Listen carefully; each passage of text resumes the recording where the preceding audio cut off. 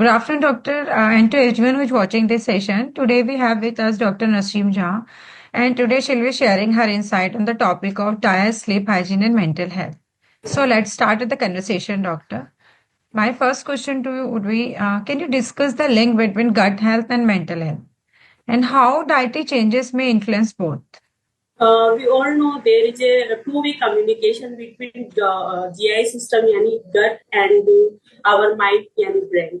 अगर हम कहें तो हमारा GI सिस्टम हमारा सेकंड ब्रेन है, क्योंकि हमारा GI सिस्टम कम्प्लीटली हमारे मूड को रेगुलेट करता है. हमारा जो ब्रेन है वो कम्प्लीटली हमारे GI सिस्टम को रेगुलेट करता है.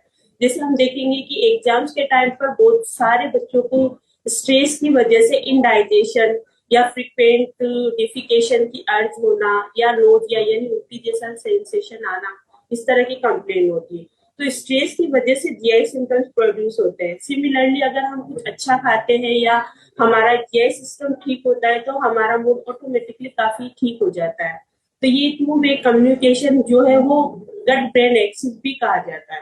दोनों एक दूसरे से through the neuro transmitters communicate करते हैं. And how does sleep hygiene affect mental health? And what are some key practices for promoting better sleep habits, doctor? We all know that mental disorders directly sleep को affect करते हैं. हम देखा जाए तो जितने भी मेंटल डिसऑर्डर्स है, चाहे वो डिप्रेशन हो, सिजोफ्रेनिया हो या मेनिया हो, उसमें या तो स्लीप कंप्लीटली स्टॉप हो जाती है यानी कि नींद आना बंद हो जाता है, या फ्रीक्वेंट नाइट अवेकनिंग यानी कि बार बार नींद खुलना, इस तरह की कंप्लेन होती है. या हम देखें कि किसी जैसे कि सीवियर डिप्रेशन मेलेनोकोलिया में अर्ली मॉर्निंग अवेकनिंग यानी कि नींद सवेरे जल्दी खुलना, इस तरह की दिक्कतें होती है. तो स्लीप और मेंटल हेल्थ का डायरेक्टली कनेक्शन है मैम. सेकेंडली आपने पूछा कि क्या डाइटरी चेंजेस है कि जो कि हमारी स्लीप को अफेक्ट करे, और स्लीप हाइजीन. तो स्लीप हैबिट्स को हम अगर कलेक्टिवली बोले तो उसको स्लीप हाइजीन बोलते हैं. स्लीप हाइजीन के कुछ पॉइंट्स होते हैं मैम. जैसे कि हम कहें कि अगर हम सिमिलर टाइम पे सोने जाएं, जैसे शाम को या रात को 9 o'clock मेरा स्लीपिंग टाइम है, तो वो हर रोज लगभग वही टाइम रहना चाहिए. सिमिलरली अवेकनिंग टाइम भी वही होना चाहिए. दूसरा पॉइंट है कि स्लीपिंग हार्स हर पर्सन के लिए 6 to 8 आवर्स का वेरिएशन होता है. कुछ लोगों की स्लीप 6 आवर्स में पूरी हो जाती, किसी को 8 या 9 घंटे चाहिए होता है. तो वो टाइम भी फिक्स होना चाहिए. थर्ड पॉइंट है कि डे टाइम जो नेट्स है वो बहुत ज्यादा लॉन्ग नहीं होनी चाहिए, यानी कि 15 मिनट्स और अराउंड हाफ एन आवर की स्लीप डे टाइम के लिए सफिशिएंट है.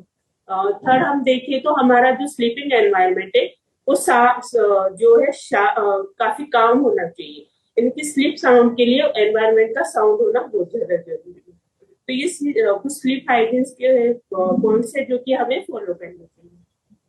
Are there any dietary supplement or herbal remedies that may be beneficial for improving sleep or managing stress and anxiety, doctor? Yeah. There is an important role of the diet in the sleep also.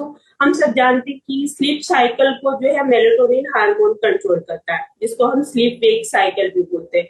Melatonin hormone की production बनाना तो magnesium, तो अगर बना before sleep हम लेते हैं तो a warm glass of जो स्लीप को इंड्यूस कर सकता है. तो इस तरह की चीजें जो भी मेलेटोनिन या सेरोटोनिन को अच्छा करती है. इवन विटामिन B6 का स्लीप के लिए काफी अच्छा रोल है. तो इन हार्मोन्स को हम डाइट के थ्रू चेंज करके हमारे स्लीप साइकिल को ठीक कर सकते हैं. हर बार जरूरी नहीं कि हम स्लीपिंग के लिए मेडिसिन ही लें, तो हम हमारी डाइटरी हैबिट्स को चेंज करके भी इनको कंट्रोल कर सकते हैं. What role does exercise play in promoting better sleep and supporting mental health alongside diet and sleep? Exercise particularly हमारे न्यूरो ट्रांसमीटर्स को काफी अफेक्ट करता है. हम सब जानते हैं कि एक्सरसाइज की वजह से कुछ एंडोर्फिन्स रिलीज होते हैं, जो कि हैप्पी हार्मोन या खुशी के हार्मोन भी हम उनको कह सकते हैं. तो जब वो हार्मोन्स रिलीज होते हैं तो हमारा मूड रेगुलेशन काफी ठीक रहता है. हमारा मूड रेगुलेट जो है वो हैप्पी हार्मोन्स हमें खुशी देते हैं. तो एक्सरसाइज को हम प्रमोट करके इन सब चीजों को काफी ठीक कर सकते हैं. दूसरा हम देखते हैं कि नींद का भी एक्सरसाइज में रोल है। इवनिंग आवर्स में हमें बहुत ज्यादा हैवी एक्सरसाइजेज अवॉइड करनी चाहिए, बट डे टाइम में हम this walking, even jumping, gym, ये सब की जो कि डोपामिन और सेरोटोनिन को रेगुलेट करते हैं। दूसरा मेलेटोनिन जो स्लीप हार्मोन होता है उसको भी रेगुलेट करते हैं। तो एक्सरसाइज स्लीप प्लस मूड दोनों को रेगुलेट करता है। Thank you, ma'am. Thank you so much. These are all the questions that I had for you. Would you like to convey any message from your side for the audience, ma'am?